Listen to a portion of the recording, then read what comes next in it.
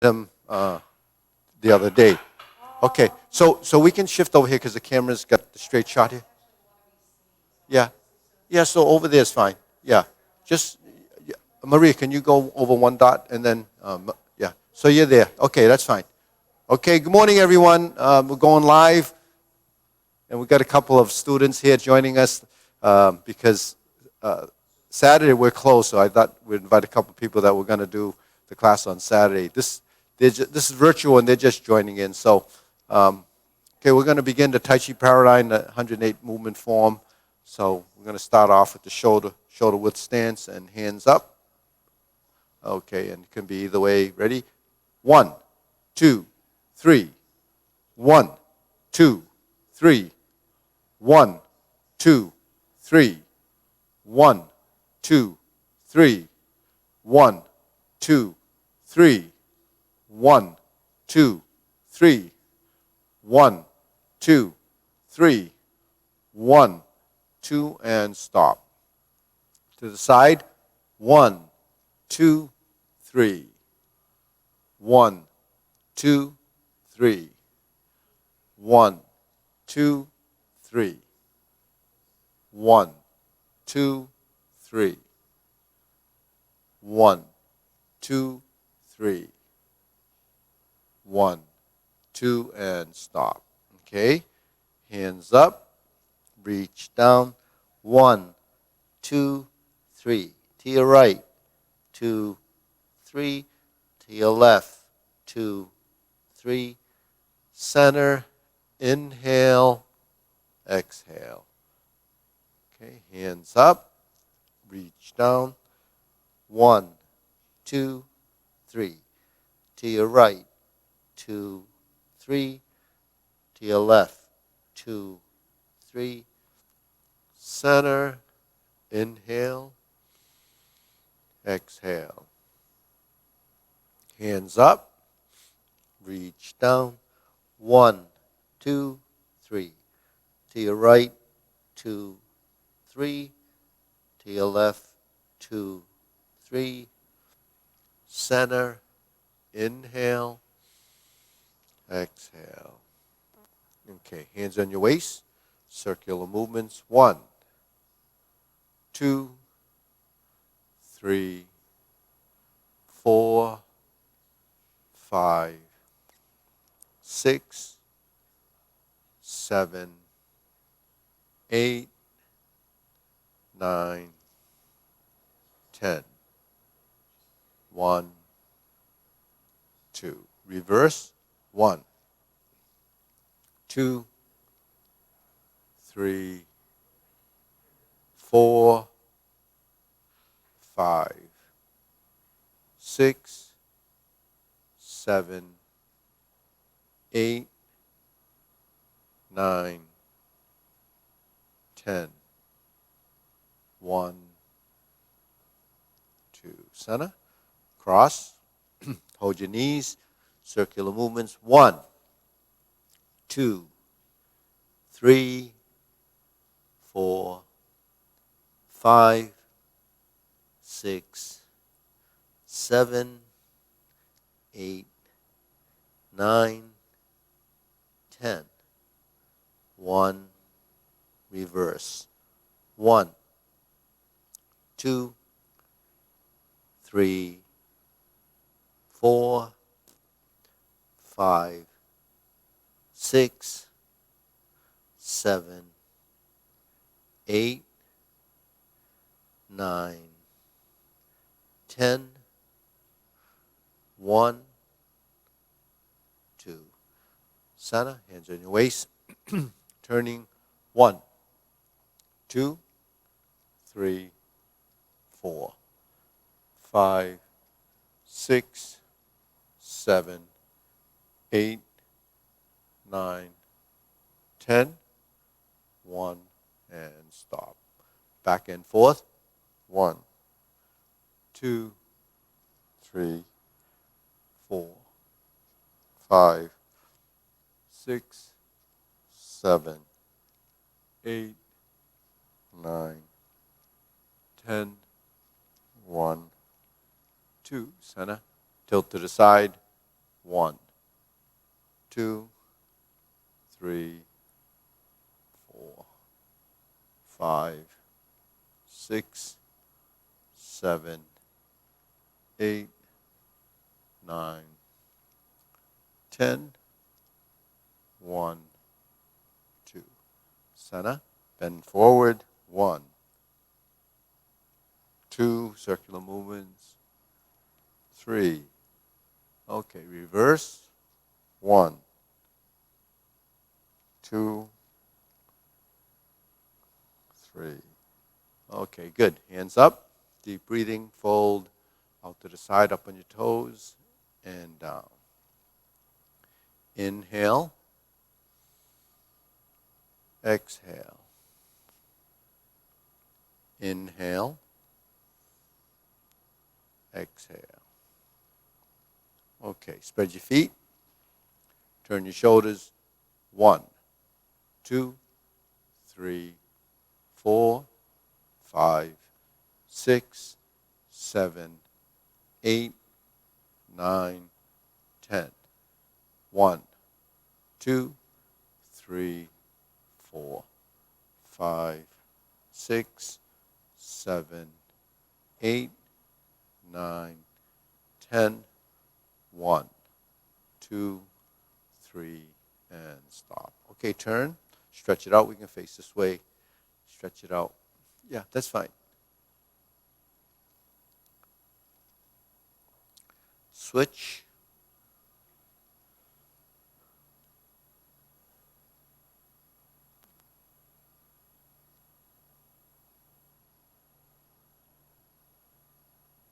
Switch.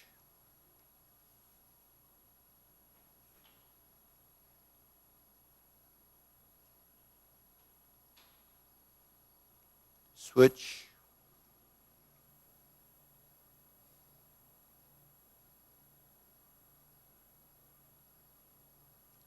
Switch, straighten the front knee.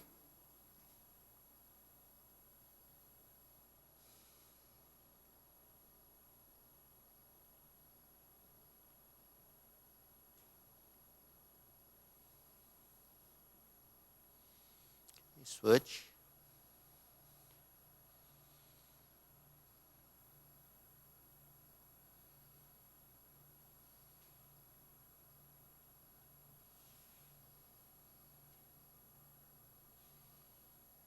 Switch.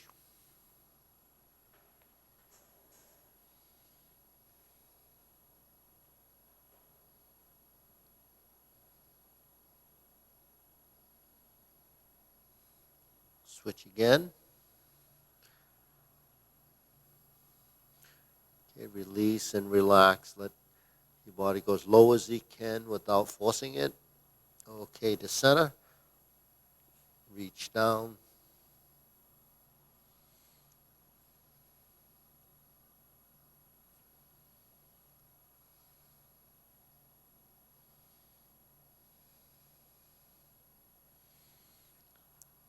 Okay, let's shake it out.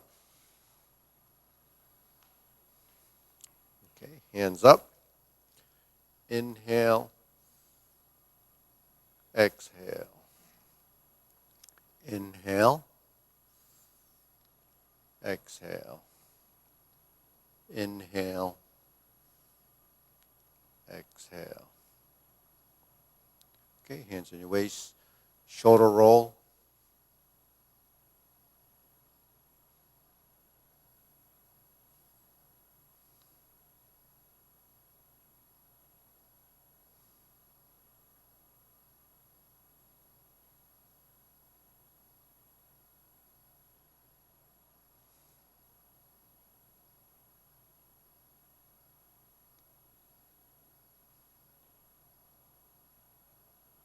And reverse.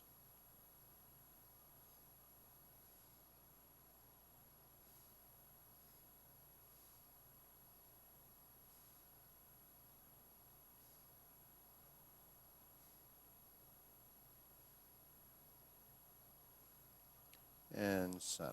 Okay, press, release, exhale, inhale.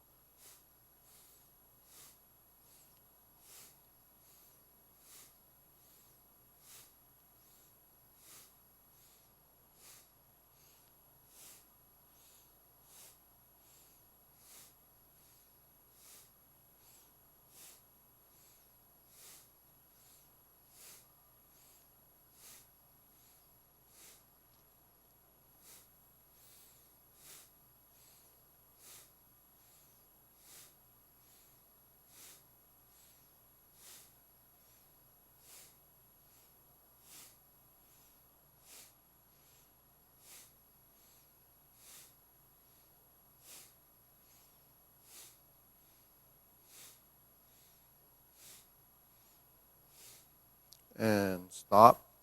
Hands up again, palms up, deep breathing. Inhale, exhale. Inhale, exhale, inhale, exhale. Okay, wrists.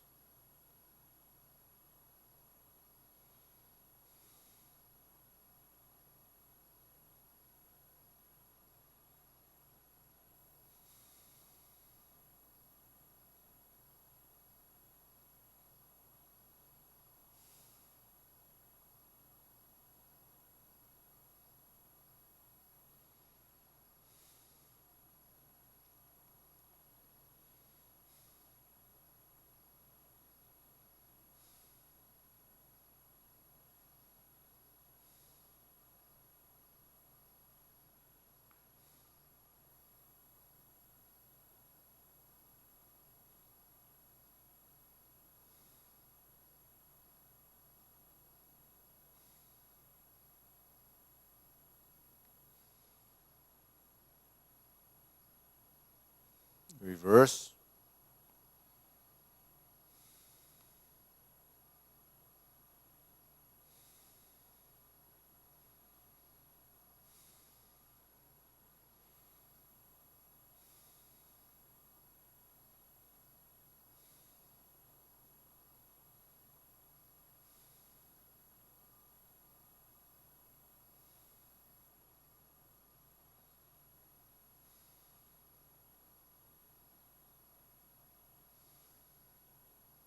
Okay, center, palms down, pick a circle. 1, 2, 3. 1, 2, 3. 1, 2, 3.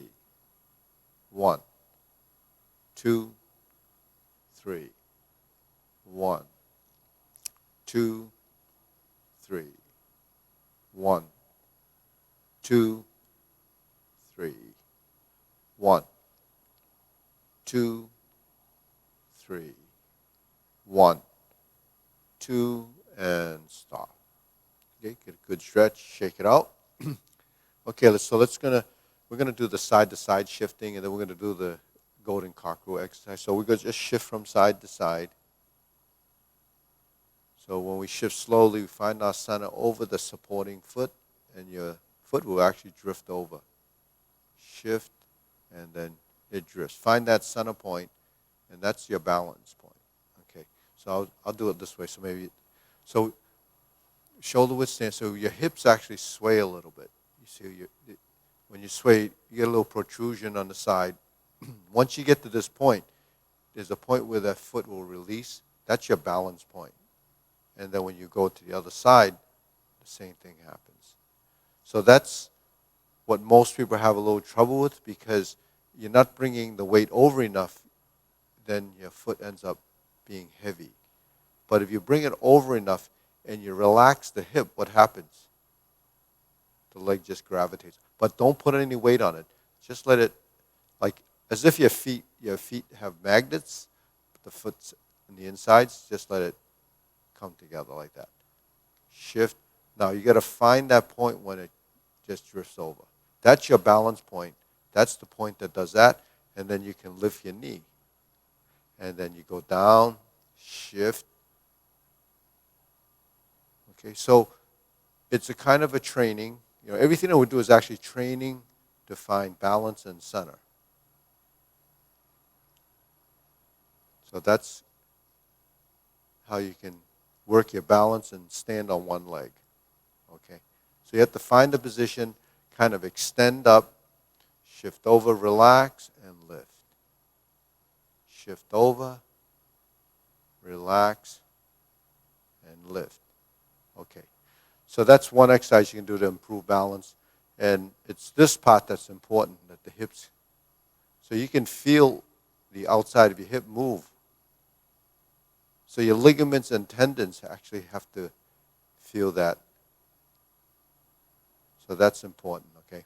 Now, when we're here, put our hands here, pivot on the heel, the balls of your feet, heels go together, forming 90 degrees, and you pivot again. So this is the action in the lower half of your body to set up a twisting in and a twisting out.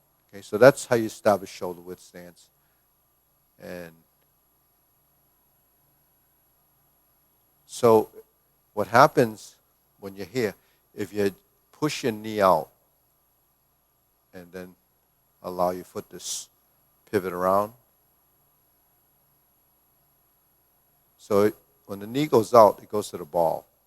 I mean, I'm exaggerating it so people understand what actually happens.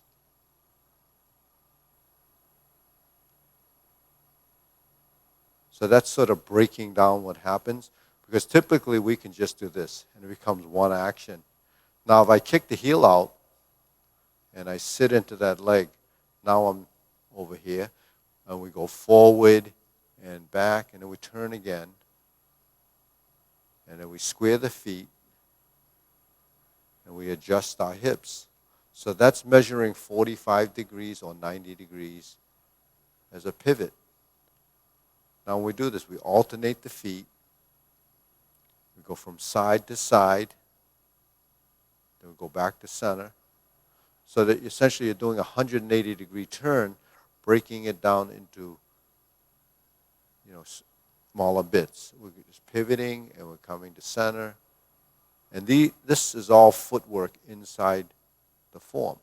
And you'll learn to relax the hips. It is a bit of synchronization, and it's a bit of sequential movement, sequential events. Because every time you move a piece of your body, that's an event. So I look at it as events because all of these events have to be changing, cycling through. Now let's go to neutral position. So now we recognize the front foot forward position. Let's do grasp the sparrow's tail left side. Forward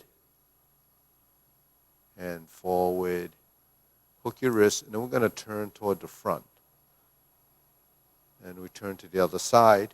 Then we switch hands. And then we go forward and go back and go forward. So this becomes a drill. You hook your wrists. That's the drill taking us a single whip on each side. But we're in a narrow stance, so the hands are like this. Typically, single whip is here, but we're not there until we widen the stance. But this is just getting you familiar with the position so that you know that this is your left side.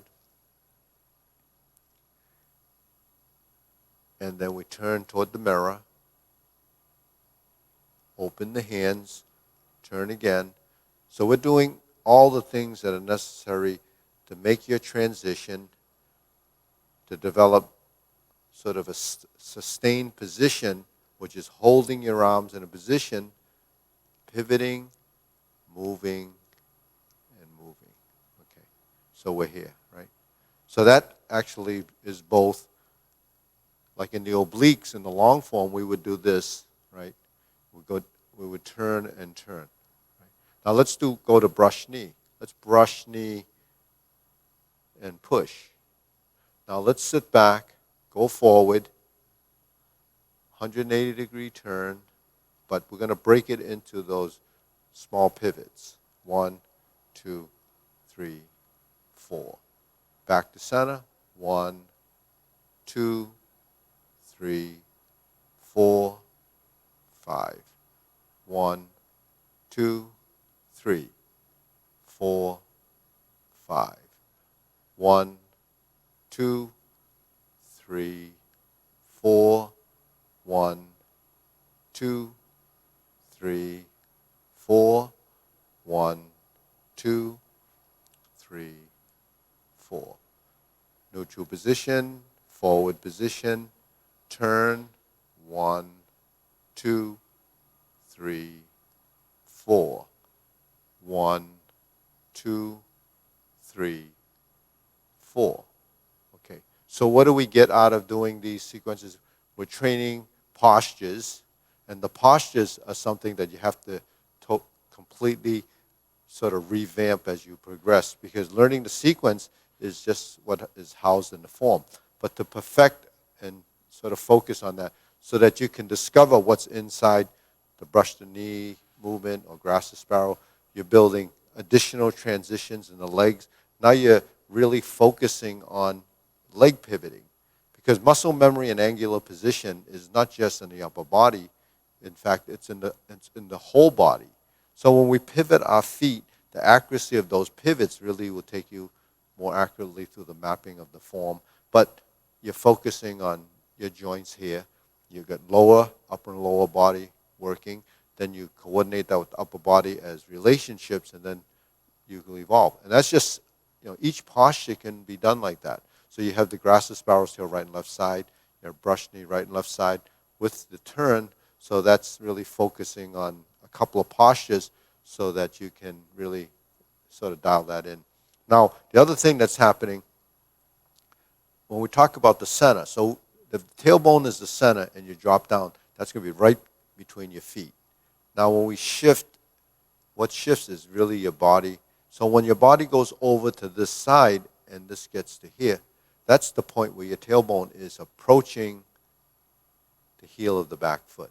Right? So if I'm here and I pivot like this and I turn, then my tailbone is actually going to drop right into the back heel. So this is where you're sustaining your leg now. This is a stance.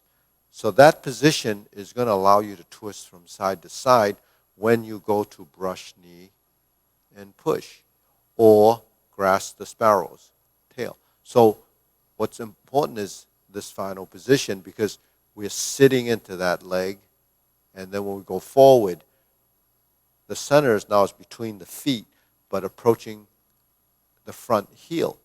Now, we were to toe out and step.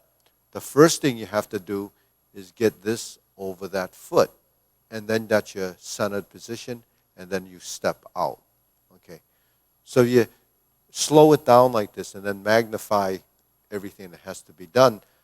That's the training to improve, especially people that are prescribed Tai Chi. That's how you develop a method to improve your balance, your posture, your transition, shifting of weight. All those things I call, it's part of age-related degeneration, or, doing this would help prevent some of that degeneration. Because why does it degenerate? It's not just an age factor. What it is, it's lack of use. When we don't use our body a certain way, it goes away. It just prunes out. So what we don't think we need to do, because this is what you're feeding information to. So if you don't feed it information, it forgets. So part of forgetting is really not using this apparatus, this machine. So you have to use your brain. That's how you generate motor skill. So motor skill is not just here. It's not just your hands. It's throughout the body. Because everything that requires voluntary movement requires you to teach it. So your body, as you're constantly feeding information, will constantly evolve. And that's how you maintain the brain plasticity that they're talking about. Because a simple thing like brush knee, which is really not so simple when you first learn it, and you take it for granted that you know it, then it won't evolve. But if you take it to this level and you do it, and then you develop the nuances and the timing and the coordination that's required to have a synchronized body, then that's the program that's really resourceful as you get, older or lose coordination or control. So motor skill is really developed for, more of a quality of life and functionality. Because why else do we move? We don't move just for the sake of moving. Otherwise, we just lie in bed and do this. But the thing is, we need to move to get from point A to point B, whether it's in your kitchen, to whatever it is. It's always doing something functional. So why this is so different from other types of exercise is because movements approach a naturalness, and functionality is really how we can move in space using our limbs to either use them as doing something with the upper body, whatever it is, and then you have the lower body that has to connect with it. So that doesn't happen if you're always sitting, doesn't happen if you're always on a couch, so you have to get up, you have to do something. All these different exercises that people supplement, whether it's yoga or walking, they have different, things that you're developing and the different goals. Your goal, everything that we do is kind of goal oriented. So when we're doing our movements in Tai Chi, even though it seems like such a, abstract thing, it's really developing an integration of body, which is everything that we're doing in space. So when we move our arms, we really start to do this. So that's part of that. So that's where we're going now. So when we do this, we have to shift the weight, and we go like this. Now let's take a couple of steps forward. 1, 2, 3. That's the natural gait. So Marie, your hands are backwards. Yeah. So you're here. 1. Now let's go backwards. 2, 3. 1. So it's backwards. Okay. So we have that. Do we have that? So we're like this. Okay. Ready? This is how we walk. Okay. So when we bring our level of consciousness down to the level of walking, and you start thinking about it, then you get confused. Because if you just let yourself go, you're going to walk like this. That's how we walk, right? And we go backwards. So you can see that's like a video. I'm walking like this, and then I'm going to rewind. Boom, boom, boom, boom, boom. That's a natural phenomenon because there's a cross section. Your body is really referencing itself. So now, when we do this, okay, this is the sample, right? 1, 2, 3. 1, 2, 3. 1, 2, 3, 4. 1, 2, 3, 4. 1, 2, 3, 4. 1, 2, right? So that's the action. So that's what we're doing as a upper-lower relationship. Now you have to twist your body a little bit like this in order to get, right? So you have to free up your back. So the lower back, we don't move enough. We don't move this area enough. That's why it's very susceptible to injury, because we don't move it. So the muscle tone and the circulation is not good enough until you start to do a little bit of that twisting. We're always twisting. Twisting. Twisting. Twisting. That's called the torso method of moving. You have to turn your spine. Right? Because the spine is made up of this whole area in the front and this whole area in the back. Those muscles have to work in tandem together, and also in counterbalancing and counterweighting. So when I go like this and I go like this, or I go like this and I go like this, it's twisting. So it becomes a voluntary control movement as a consciousness of what has to move. Then when you bring that level of consciousness into the body, now you activate it, and now you start to build it into your movement so that you have natural motion, because anything that you've done over time has to become innate. When it becomes innate, then your body starts to move, very naturally and casually. It's not conflicted. So conflicting movements is really what causes our body to be stiff. Biggest conflict in movement is rigidity in the joints. So newer people see movements out here because that's all they see. As you progress, then we say, sink the elbow and relax the shoulder. So that's what that happens there. Okay. So let's go back to this. Let's go like this, and then this is counterbalancing, equal and opposite, right? Now we go like this, now we cross, it becomes the swing. But free up your waist, free up your back.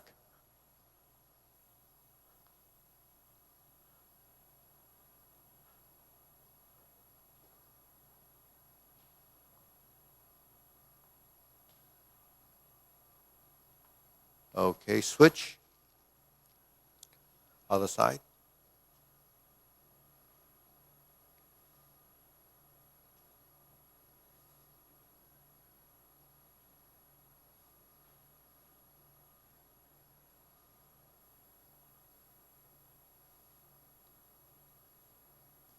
Okay, shake it out. Okay, deep breathing.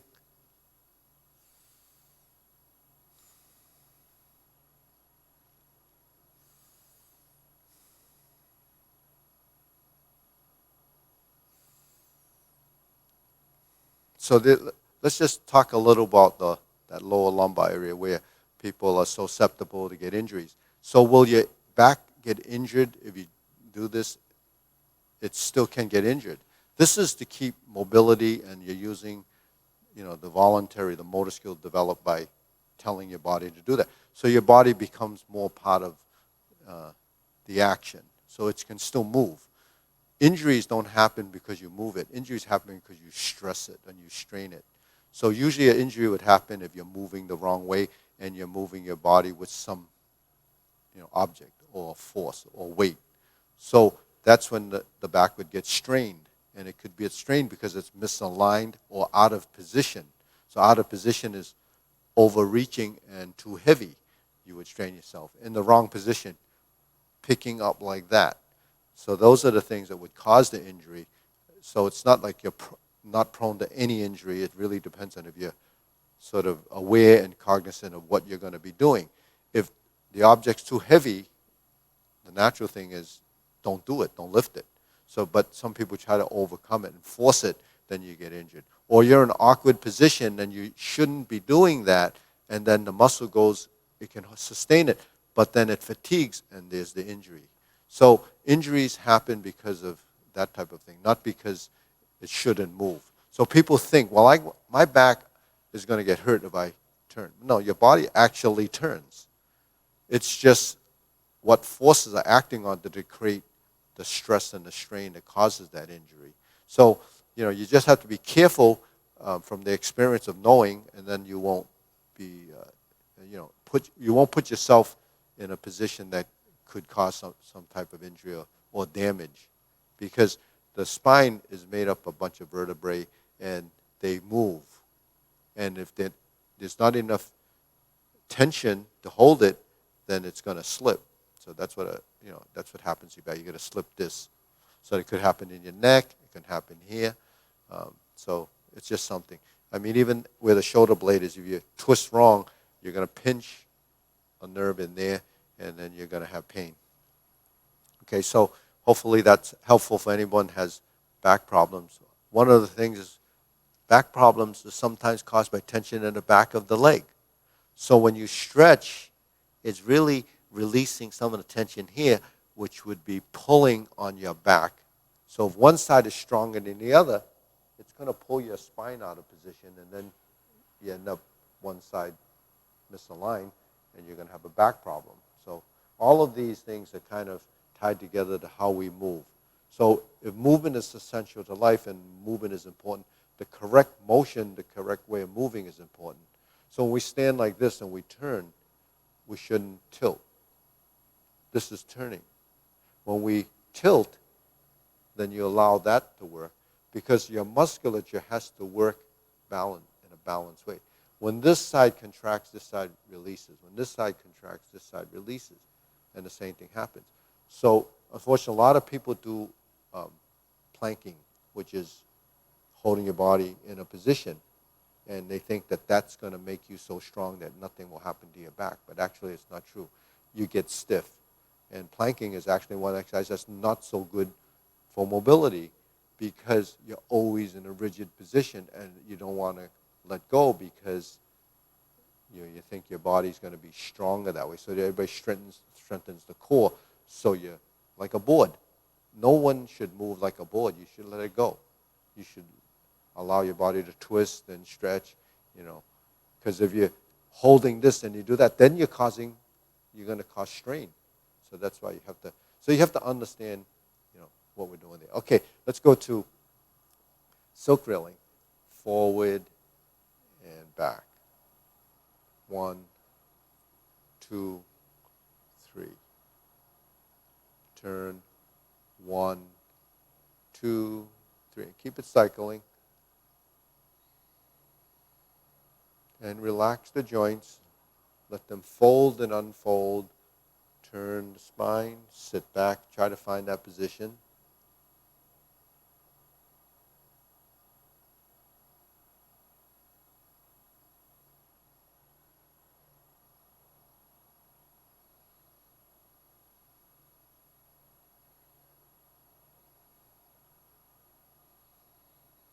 So we have positions 1, 2, 3, and 4. And then we're back to set at 5.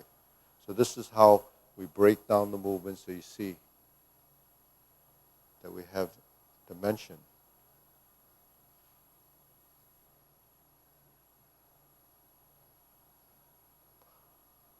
So specificity of training means whatever you're practicing is what you'll get good at. So if this is what you have trouble with, this is what you need to do. Okay, go to the other side, switch, work the other side. So we're here, 1, 2, 3, and back. 1, 2, 3, 4, and back. So we build, the movement is timing. There's a synchronization, there's structure, there's geometric shapes. It's round, you're down, you merge, you open, you turn, combine, and separate. And then you're back.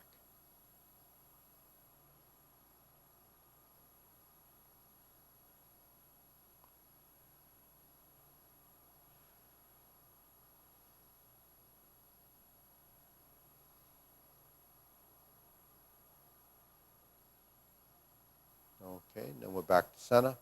Cross the arms, right foot forward. So you see that was the pivot. You know how we did this?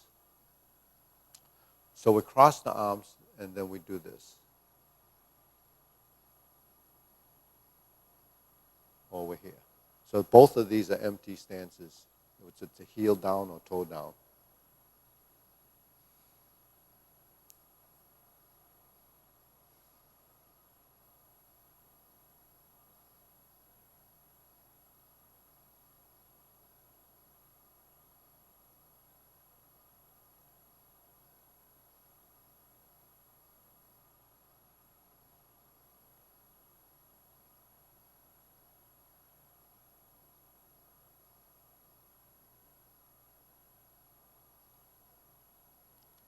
Okay, switch.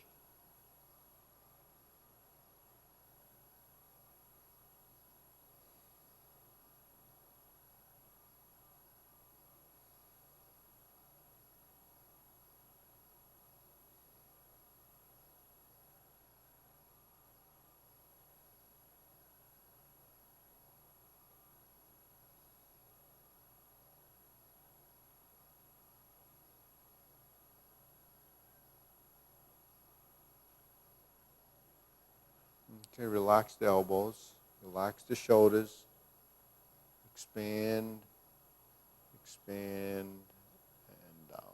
Okay, center, feet shoulder width, circular movements, preparation.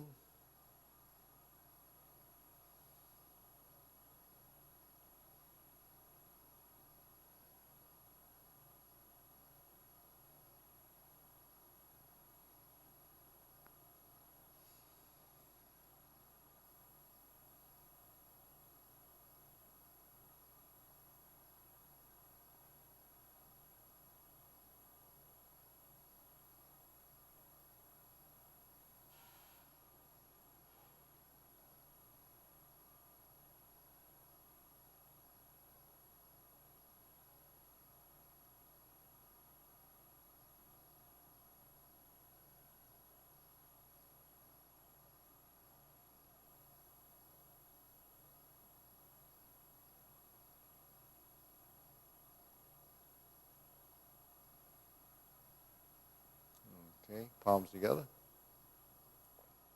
Low hoop. Sink. Bend the knees a little bit.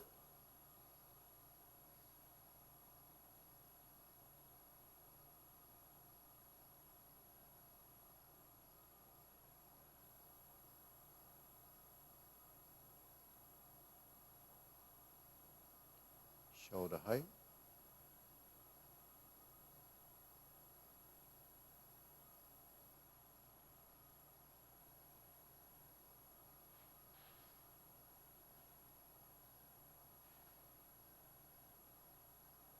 Elbows down.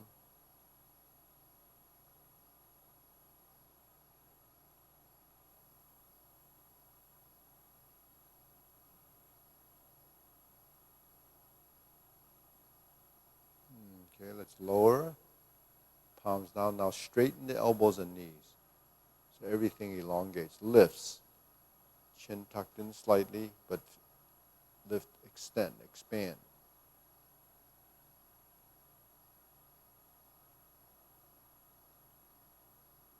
Fingertips pointing down, thrust.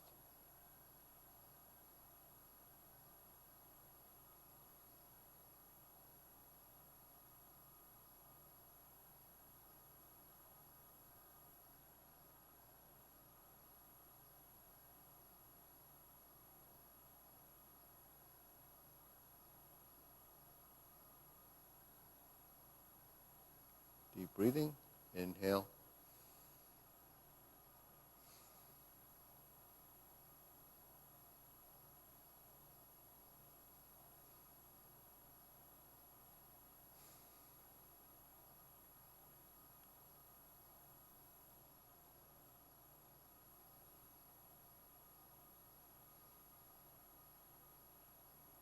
Okay, diagonal flying.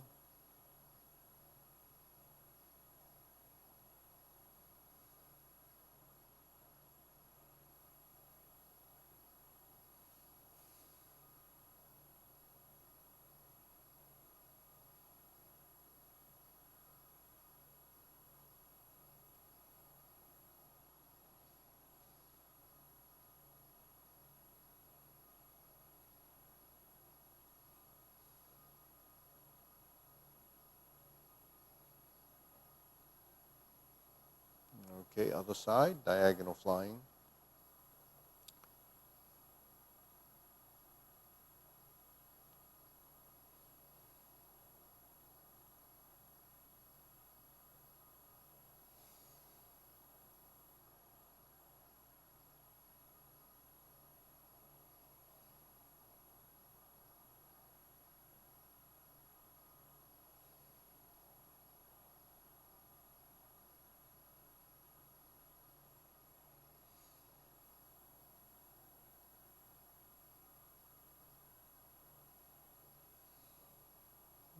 Okay, center.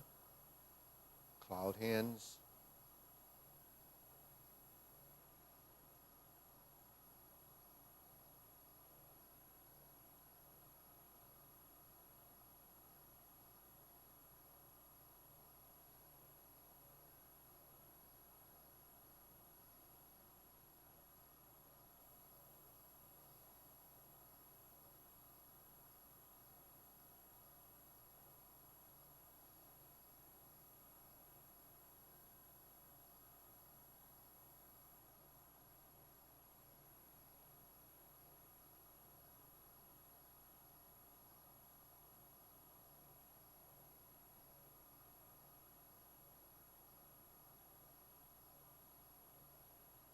So let's add this.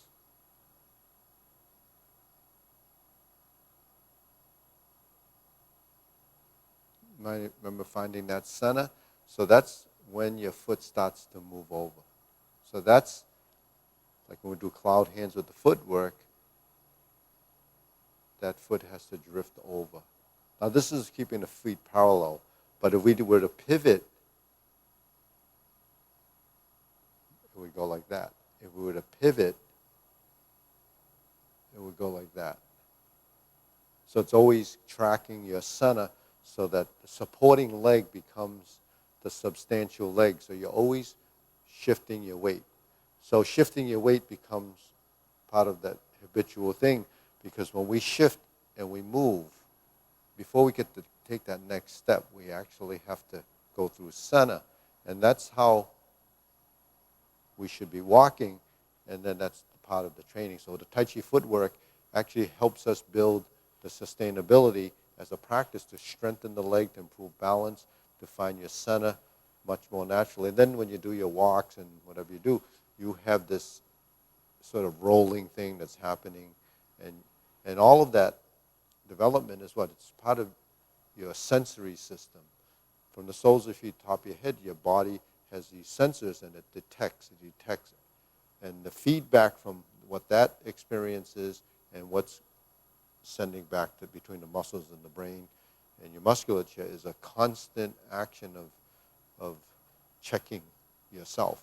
So when people lose that, then you lose reference, and then you start to feel uncomfortable. You feel not confident about moving, or so. It's just something. And I know just from time and experience that, even at my age, it's not even a concern to me. Falling is not even in the. Yep. Okay. I have a question for Joe too.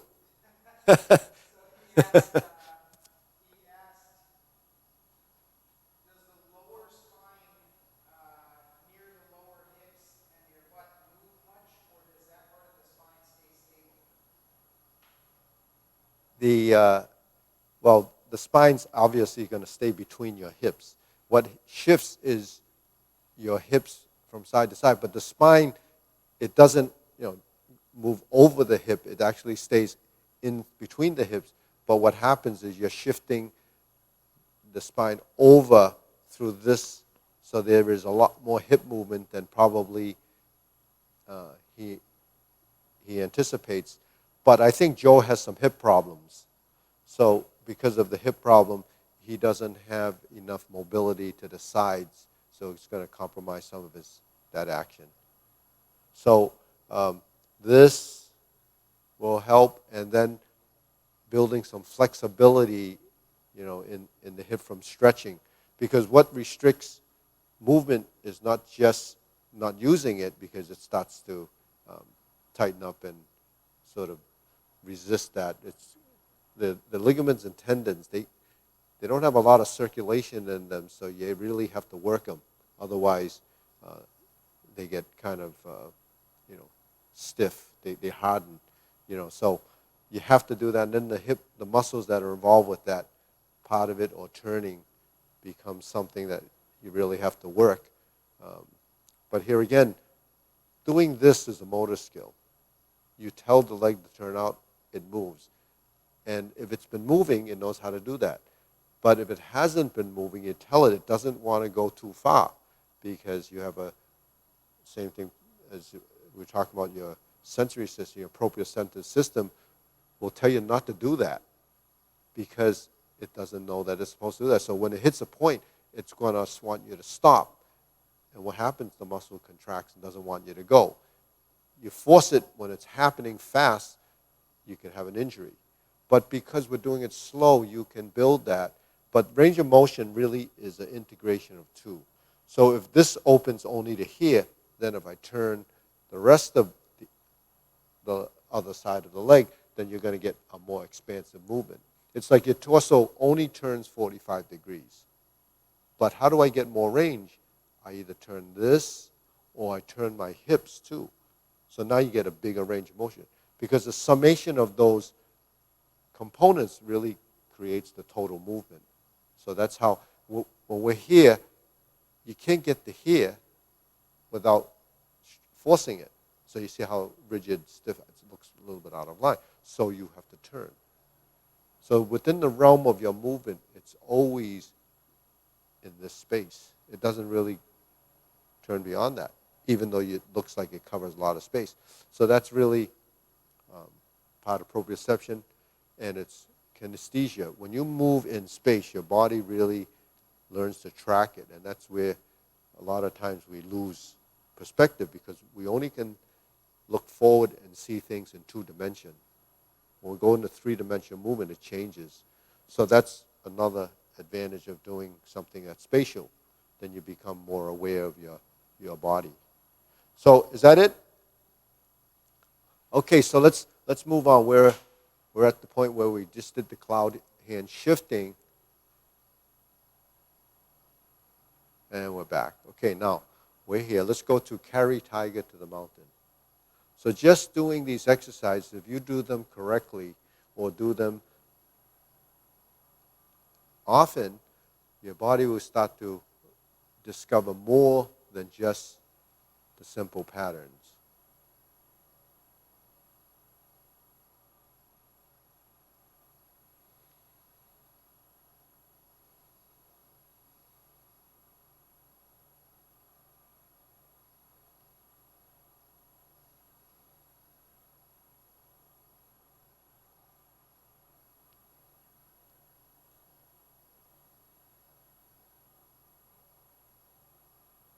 And next we go up to shoulder height, or drop it down a little bit to do this infinity sign, divert and block.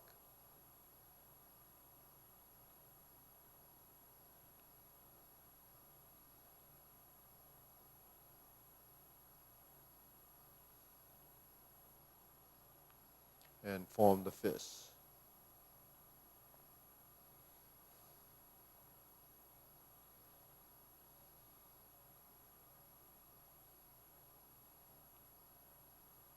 Okay, good. Okay, now let's form the triangle and strum the lute.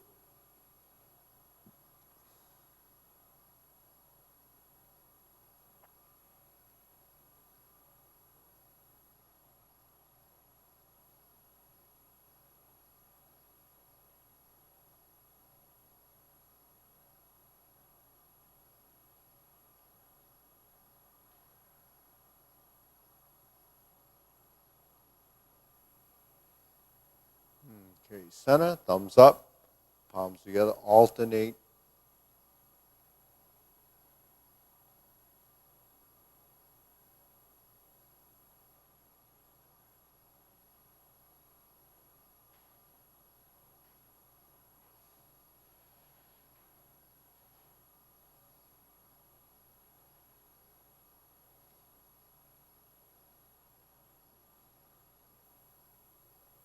Okay, switch,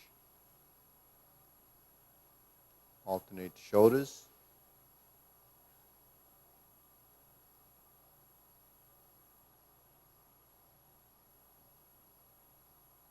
And center. Okay, extend it out, draw the bow.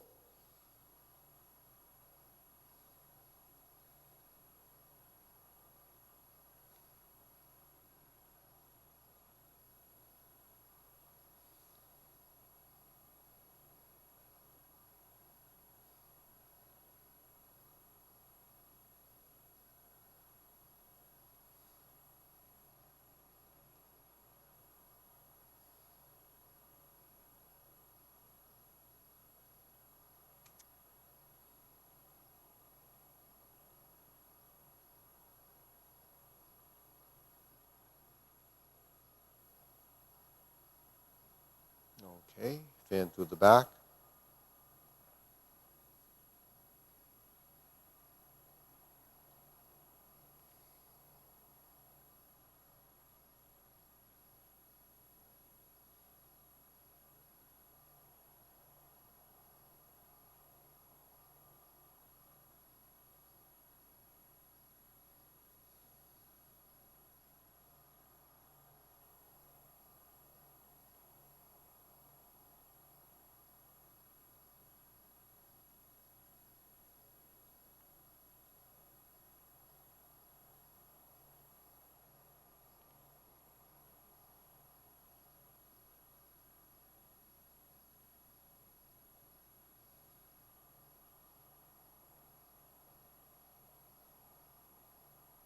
Okay, center.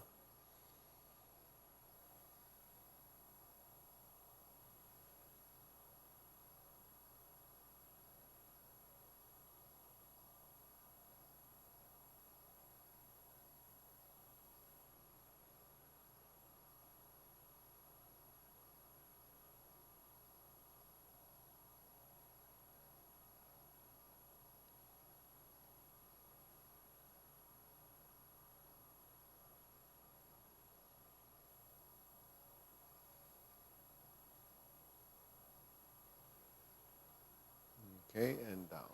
Okay, deep breathing. Ready? Inhale. Exhale. Inhale. Exhale. Inhale. Exhale. Okay, good. So we're going to go through the Tai Chi Paradigm form, and we can do it. Actually, we can, Marie, you can move up a little, and Mara, you can move up a little here, and then Mina can move into here too. And we'll go through the form. We have 4 people here. We can go through the form together, and yeah, you can stand here. Yeah, and Mina can be, yeah, over here. Yeah, maybe over here. So we just space out so people can actually see us going through it. It'll be a different experience for everyone. All right, so we're here. Yeah, you can Marie, you want to come up? Oh, mine go there, yeah. Yeah, okay. And then you can come over this way a little bit. So we still have plenty of social distancing. All right, ready? Okay, begin. Just go through it.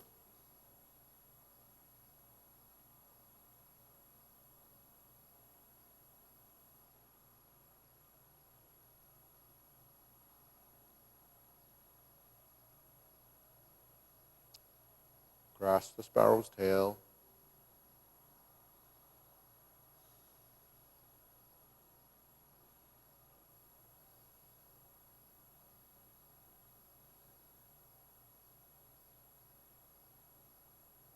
Hold the ball to diagonal flying. Step up and raise the hand.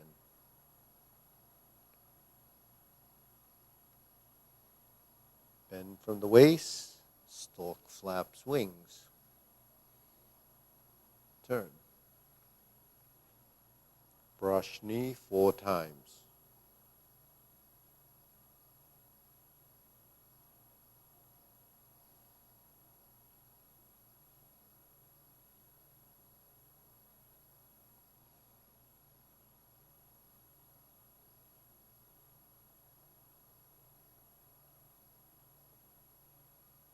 Okay, one more, brush knee.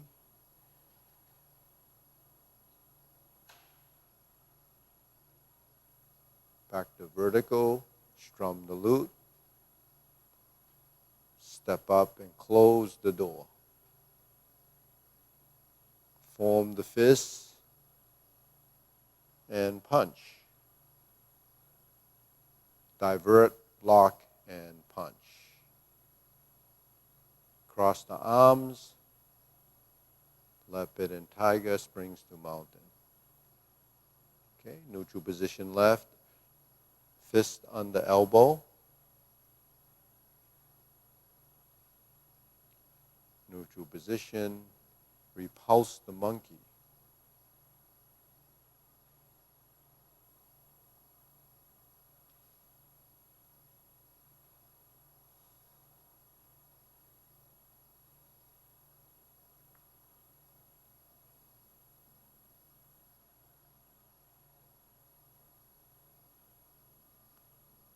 And we have 3 of those, so the next one is the final one on the left side. Now we go to neutral, hold the ball, twist out, diagonal flying, sit back, pull the foot back, insert the needle, step up, fan through the back. Turn, stroke down, invert the hand, parry and punch. Form the fist and we step up, divert, block and punch.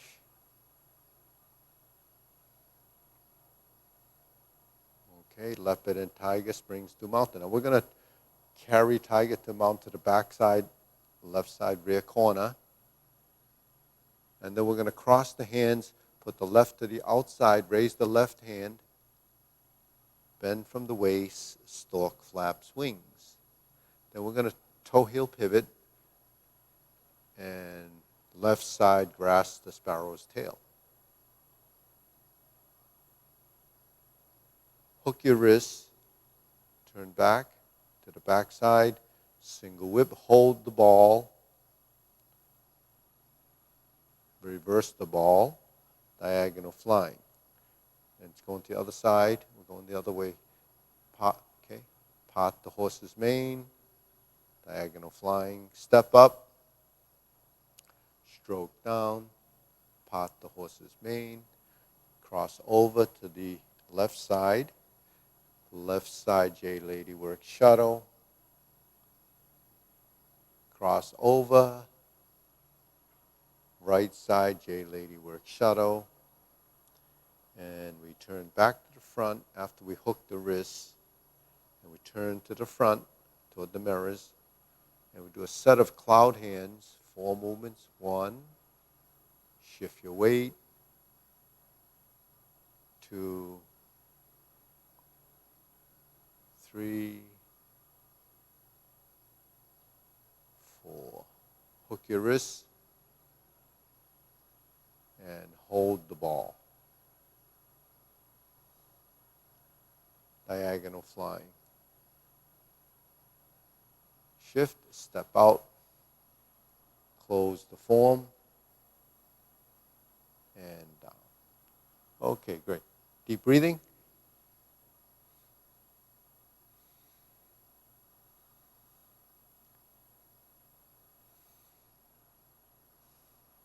So a couple of things to the YouTube viewers.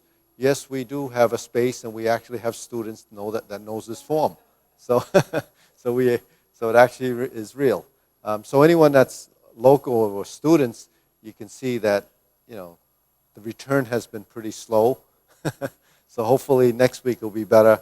More people come back. A lot of social distancing. We have the 2 rooms. We can kind of break it up if we need to. But we're going through the guidelines and the precautionary things that we're doing. I think it's pretty safe. I'm not wearing a mask because I'm talking. But the thing is, one of the suggestions was that I wear a shield. But it's we're spaced out enough, so I think we're okay. But other than that, I think it was great to have other people join the forum, show that other people we can do it as a group. And typically, when things weren't so chaotic and without the pandemic, sometimes we would have 25 or 30 people in a class. But we'll see if that comes back. Yeah. Yeah. Well, because Saturday we're closed, I just invited people that came back on Thursday. But a few people that come up occasionally, it's okay. In the beginning, mine is always here because he helps me out with the other classes. So we work it. The streaming does take a few people to get things to happen. But we're going to do the 108 movement form now. If you're going to stay around, you're going to stay around. Yeah. So we'll go through the long form if you have time. It's what time is it? It's about 10:30. 10:30. 10:30. You want to just do the form with us? So it's another half an hour. We're going to do the form, and then I'll continue to. I get another half an hour or so. So if you want, we can go through the long form, and we'll go through the long form. So Maria, if she has to take off. All right. So everyone, just join in with the long form, and then we'll work a little bit of it later on. If you have any questions, we can try to work on those.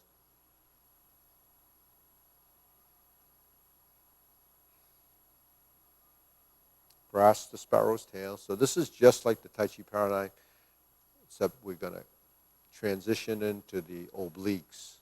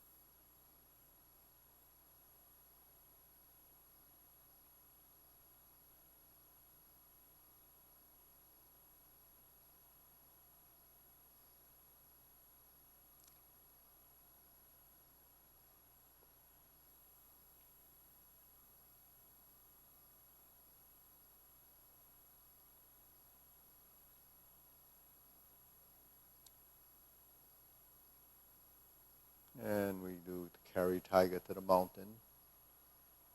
Then we go into the obliques. Cross hands.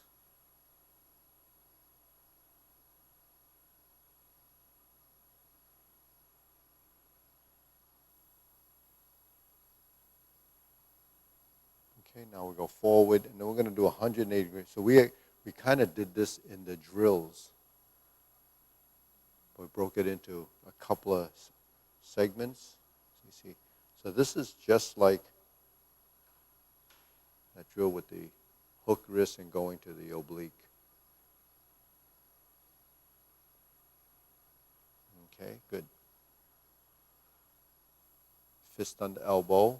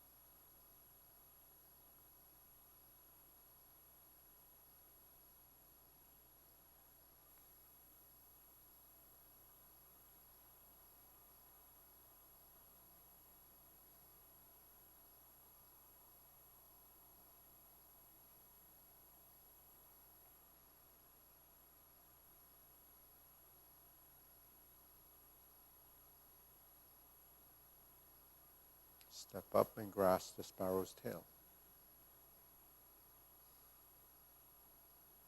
Then we turn back to the front. We're going to do a set of cloud hands. The first set of cloud hands.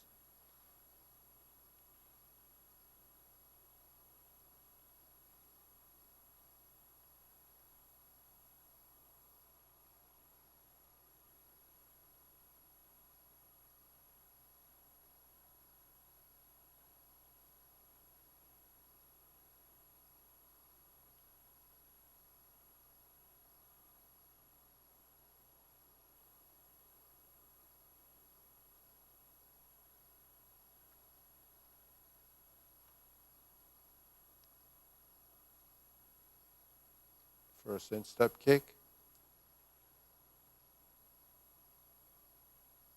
Second one.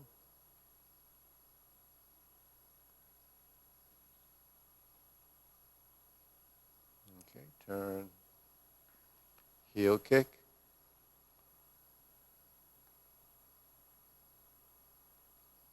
Brush knee twice. One on the right, and we go to the left.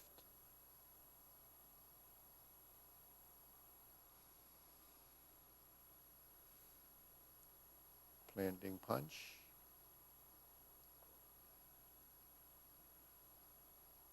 Turn. Parry and punch. Step up.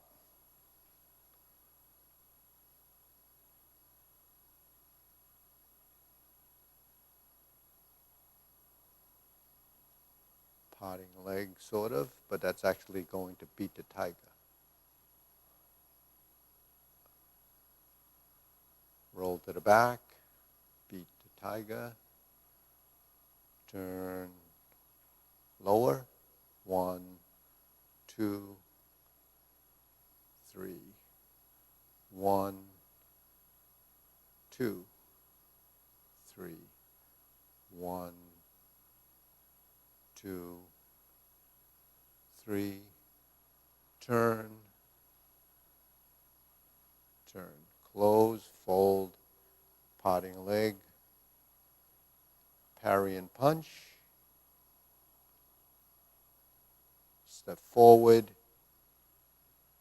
punch, divert, block, punch, Cross the arms, leopard and tiger springs to mountain. Carry tiger to the mountain again.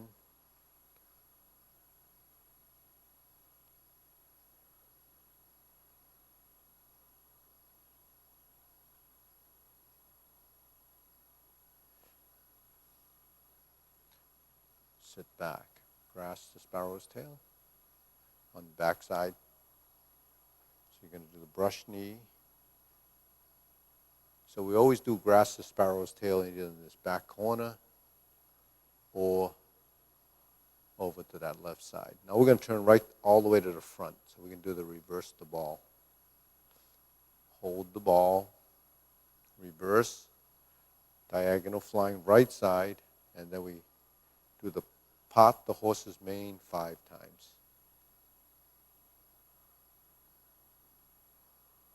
And we're going to step up again. Stepping up is swapping your stance. And we're going to go up again and do it 2 more times. 1, 2. Now we're going to cross over. Here's the Jade Lady Work Shuttle, and it happens 4 times.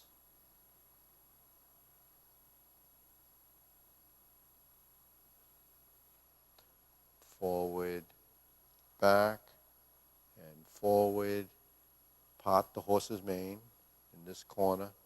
Then we go over to the opposite corner again. 1, 2, 3, 4, and 5.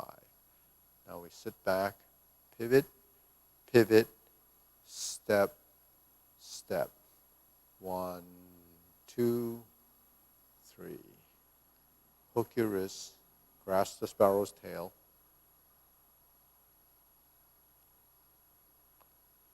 And we're back to the front. We're going to do a second set of cloud hands. So, a little different from the Tai Chi Paradigm. We have to hold the ball before we initiate the cloud hands.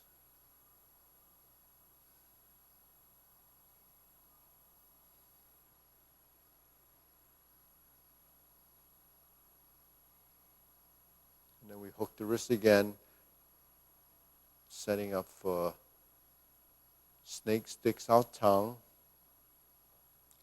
Invert the hand, flip it over, pull down, step up, lift the leg, cross the hands, golden cock row, kick and pull back, go to neutral, reverse the stance and go backwards. Forward and back.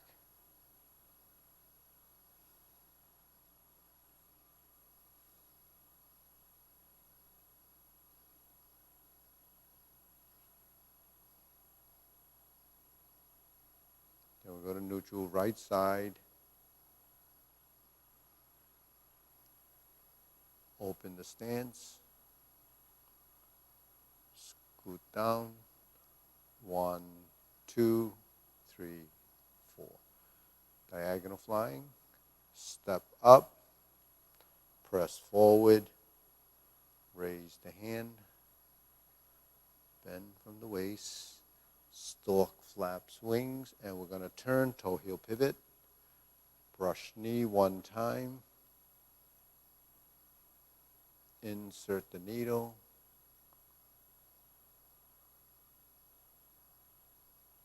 Step forward, fan through the back, turn, parry and punch, hammer fist, and back fist.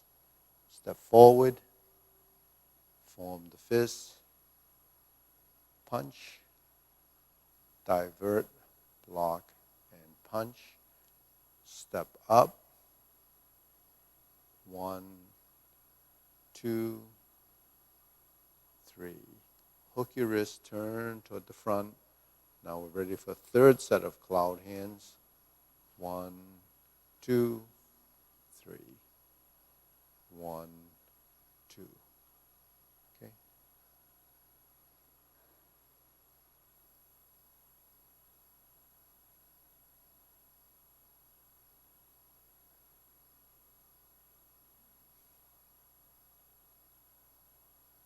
And we're back to single whip. Now we pivot and turn to palm strikes face. And then we turn, relax the back, single lotus. And we brush the knee. Now we go forward and punch down to crotch. Step up, grasp the sparrow's tail.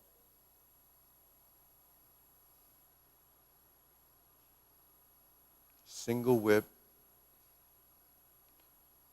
Second downward posture with the snake sticks out tongue to lead the movement. Invert the hand, lift up, turn down, drag it down, pull down.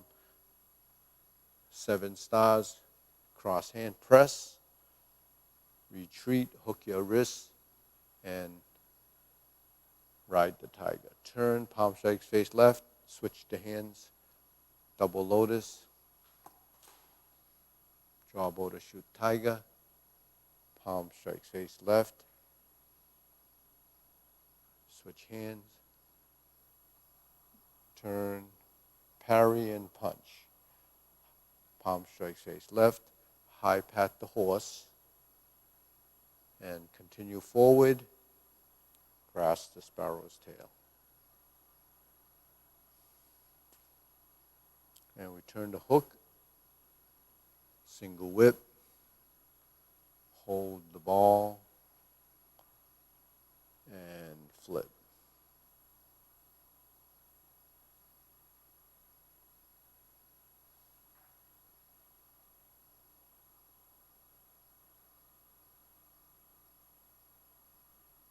Okay, good. Deep breathing.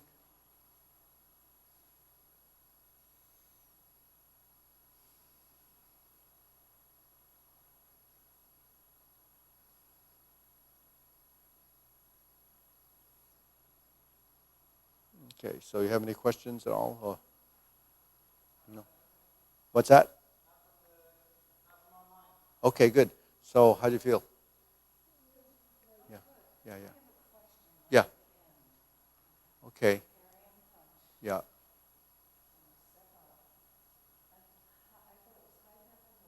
Yeah. Palm strikes face. Yeah. Okay, so high pat the horse. This is high pat the horse actually, this part. This one's palm strikes face. Yeah. So this is left palm strikes, then we change. So here, when we turn, when we're in this position, and we turn, we do the back fist. So let's do it toward the mirror. So we do the back fist, right? And we just turn. So this is setting up the palm strikes face to high pat the horse. So that's just like when we do the kicks, and we go like this, but on this side. And then when we're here, we have that leads to that, or that leads to that. So this movement actually is the high pat the horse movement. The one that opens like that. One that opens like that. This is the palm strikes face, regardless of which one it is. Yeah. Yeah, so that's the end. That's just like when it happens earlier. Yeah. So then that. Yeah. So Maya, you can stand there. So yeah, let's do it from here. We just finished it here, and we turn. So when we turn, let's look at this. We're here, right? So when we turn, put this hand here, and then the hand comes on the inside to do this. And then we're going to step up. Then we're going to flip it over, and then high pat the horse. Then let's go back to neutral. And then let's go to the other side on the neutral. And then we go to grasp the sparrow's tail. And hook your wrist. So we can do that again. So this is a little bit different because after we do the palm strikes face, we're going to turn. So we're like this, and then it kind of slides in like that. So that parry and punch actually happens when we do the kicks, and then we do the planting punch. And we do the planting punch, then we're kind of doing that same movement there. So this one, we're in the palm strikes face. Then we're going to do this turn, and then you parry and punch. Then step up, switch the hands, fold the elbows, high pat the horse, go back to neutral left because your front foot is, then switch to the other side, we do grasp the sparrow's tail. Yeah. So that's the ending movements.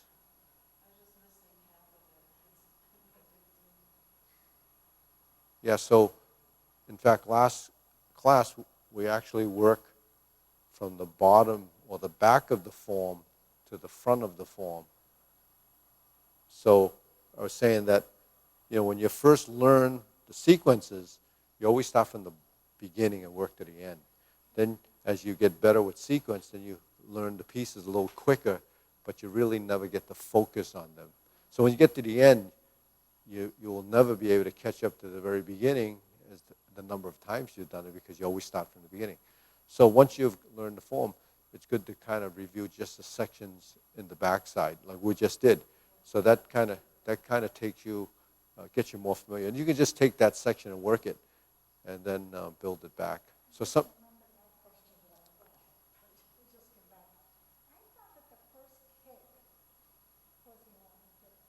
Yeah. It is. It is. First two kicks, turn. That's a heel kick. There's a heel kick, yeah. So the heel kick is on that side. It's always, see, the thing is, because this is opposite in the way we normally do it, we might lose perspective of the space. Yeah. So, in general, it's good. So, people that are watching, we've gone through the long form. So then what other questions may you have? I think, one of the issues that we have is when we get up in the morning, our body's very stiff. Does everyone feel that or recognize it? Yeah. Well, the reason, because you're in bed all night and you're in a prone position, and the fluids in your body start to kind of level out, because you're not moving a lot and the circulation is not as good. So your spine actually accumulates the spinal fluid, and the increase of the fluid increases the rigidness in your spine, and you feel very stiff. So when you're younger, that fluid dissipates very fast. Those kids get out of bed and they're ready to. But an older person, or even someone, not elderly, I mean people in their 30s already experience this. When they get out of bed, they feel very stiff. So that fluid, as you age, it takes longer for that fluid to dissipate. So it's not a good idea to go into kind of crazy stretching in the very, very early in the morning, unless you're really used to it. I know Mara does some stretching in the morning, but because the spine is under pressure, the chance of injuring your disc is more likely, especially if you're not in very good condition and you don't exercise. So it's better to wait, move around, even if it's have your coffee, get your blood moving, and then build. And then you can do some exercises like the ones we're doing, gentle ones. You move your spine. But if you get up in the morning, you're feeling kind of stiff, and then you're gonna ready to pick up, whatever it is you're picking up, your laundry or whatever. Just bend over to tie your laces. Your body doesn't want to fold, and you force it. So that's where you can hurt your back. Huh? Yeah. Yeah. Yeah. Yeah. So the more you're in a stagnant position, the more that happens. So anyone that's watching at home, that's probably you. You get up in the morning and you're like that. So don't force any crazy movements in the back, and don't do any vicious bending. Just take it slow, get up. Actually, one of the good things is, when people take a shower, in a hot shower, it actually gets your circulation going better. So, yeah, it's probably okay, because you're not really putting anything on your back. But yeah. All of these are okay. It's the ones that, like, you're going to do extreme bend or something like that. Yeah. Yeah.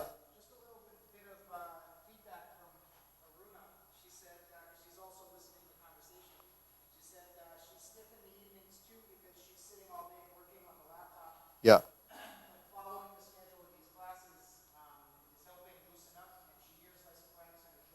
Yeah. So she should continue to do those, even though she's sitting all day long. A lot of people, when they're sitting all day long, they're a little bit brain dead too, because you're kind of like exhausted from using your mind. So the thing is, then you feel tired. But actually, if you get your blood circulating, it'll replenish the blood in your head better, and you move around, and you'll actually feel more energized, because a lot of times you feel a little, in that mode. So, I mean, that's what rest does. When you relax and you change, what's going on in here for a little while, and then you get back to what you're doing, you think a lot clearer, because you get brain fog. You got it's dulled because it's just shutting down. And a lot of that is because lack of circulation, lack of oxygen, so your body needs to have all that to happen. So, actually when you're about to fall asleep, you're probably tired. That's really what happens. Your body's telling you to shut it off. So that's what it is. You have to listen to your body and get those things to happen. Yeah. So yes.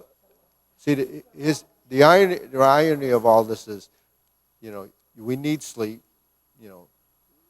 8 hours, 6 to 8 hours. Some people can get by with less, but 7, 8 hours sleep is good, for the average person. Oversleeping actually makes your body feel worse because it's too extreme. But when we need to sleep because, your body heals and it replenishes, it takes the dead cells out of your brain when you sleep. So then it gets rid of them. So you don't want all that dead stuff in your body.